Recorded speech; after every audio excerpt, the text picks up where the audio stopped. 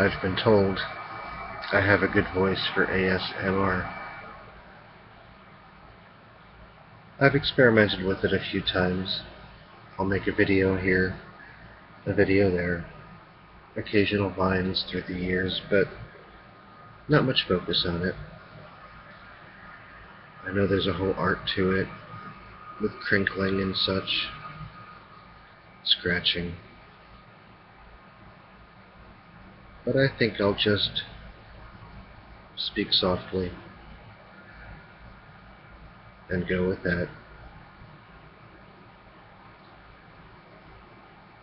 Self-confidence. Why do we lose it? When we're young, often we have loads of self-confidence. Before the age of 7, many kids are just out there. They say what they think what they say. Very creative. And then something happens. I imagine it's tied up with school. It could also be tied up to natural things that happen in the brain. It's really hard to know, for sure. But however it comes about, we start losing our confidence, or gaining it, depending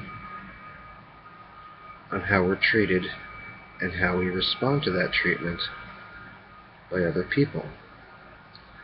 These other people, of course, include family. So those messages stay with you for a lifetime. But the ones that come from peers in school,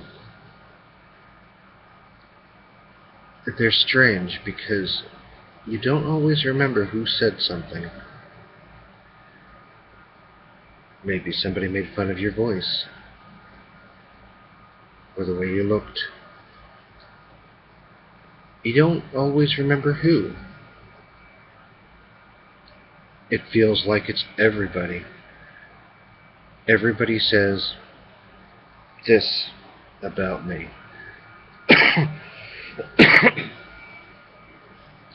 Do they really? It might have just been one or two people.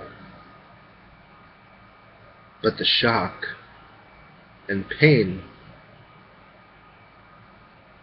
of being framed in a certain way burns in your mind. I believe someday they'll find scar tissue of some sort when they get better at scanning brains. They're pretty good at it now, but nothing at all like we'll see in the future. I don't know what that will be, but we've only just begun our research into the brain. The things we might know 500 years from now, 1,000 years from now. The possibilities are mind-boggling, really. But at present,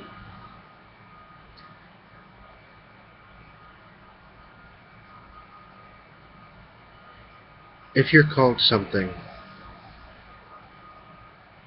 and it doesn't feel good, what do you do? In my case, being called a nerd or a geek. I learned to embrace those words and make them my own. Yes, yes I am. Other things were tougher. If somebody makes fun of how you talk, you fight back somewhat. Or you say, no, I'm not going to talk then. I don't like the humiliation, and maybe they're right. The thing is, they're probably not right Not as much as it seems. Yet, let's say you have a stutter. I had a stutter. It bothered me to be made fun of. So in the 3rd grade, I had it fixed. I learned to pause, not as dramatically as this,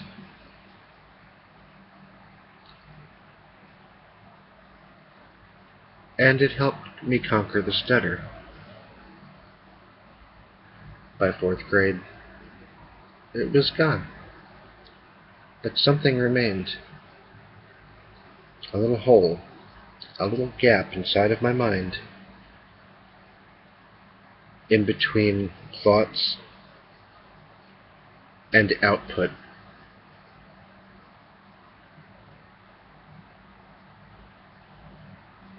I can bridge the gap without stuttering now. But when I do, I get these emotions that come up. I can't control them. Good, bad, it doesn't matter what they are. But then I can't always control what I'm saying. I can, but it's like the thoughts roll and the words come out. And yet, even with that, I still don't fully bridge the gap. Because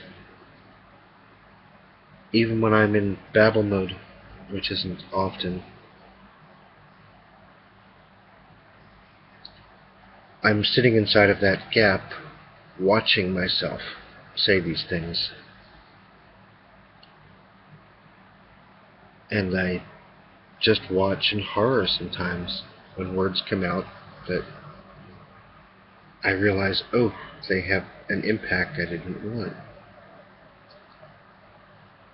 So,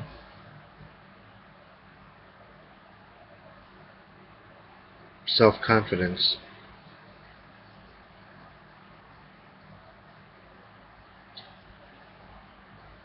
It takes a while to rebuild it. It can be broken young. You might not even have been born with it, or with much of it. But either way, you have to put yourself out there.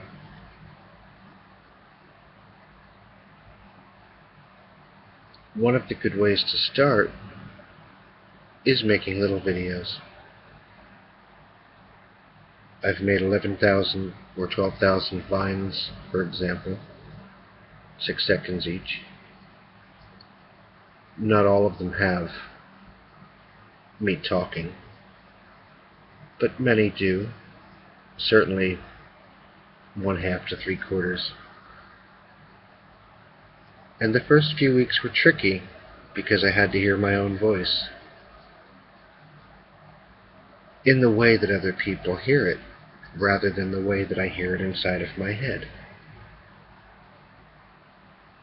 And it took a few weeks, 50, maybe 100 6.8-second periods of hearing myself, looking at myself, getting a positive response from people.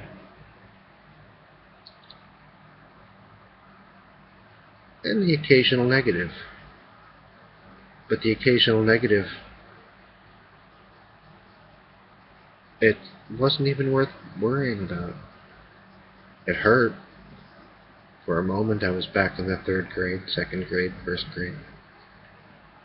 But then I realized it's their game. It's a game they play. And I don't play other people's games like that.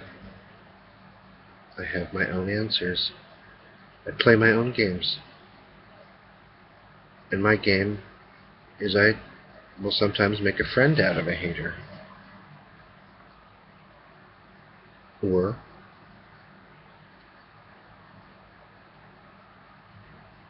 I'll look at other things to make their arguments get weaker.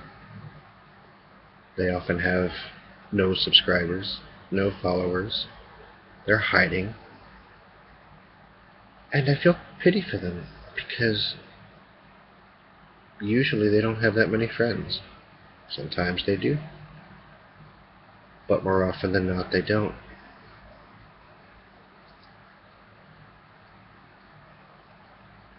So sometimes I'll play them at their game in a way, but my way.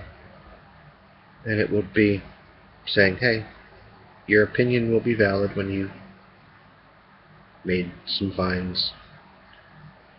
At present, I do. You don't. Your opinion is just not valid. And after a day, I delete their comments because they mess up my profile. They look ugly. I've gained self-confidence. Other people's opinions can matter, but they don't have to matter. And with practice, by choosing a better path for yourself, each time an opportunity comes up that might wreck your self-confidence, it grows, and it grows stronger and stronger. And then somebody pulls the rug out from under you, and you're upset again, or mad, or wanting to give up. But that is a test you just have to find a way to fight. And I like fighting head-on, one-on-one, but not, yo mama, oh no, your mama. Not like that. But rather letting them know that I know your game, and I hope you're enjoying it. But if you expect an emotional response from me, you're not going to get it. I don't say it in those exact words. It depends on the situation. But that's the general idea I shoot for. And when I get compliments from people, I cherish them. Many times I save them. I take a screenshot, I copy it, save it to my computer somewhere, to my phone, whatever, so that when there are times that I feel not confident, I can look back at times that somebody thought I was pretty awesome or amazing. I've also learned to give compliments freely, specific compliments, or awesome. That always works.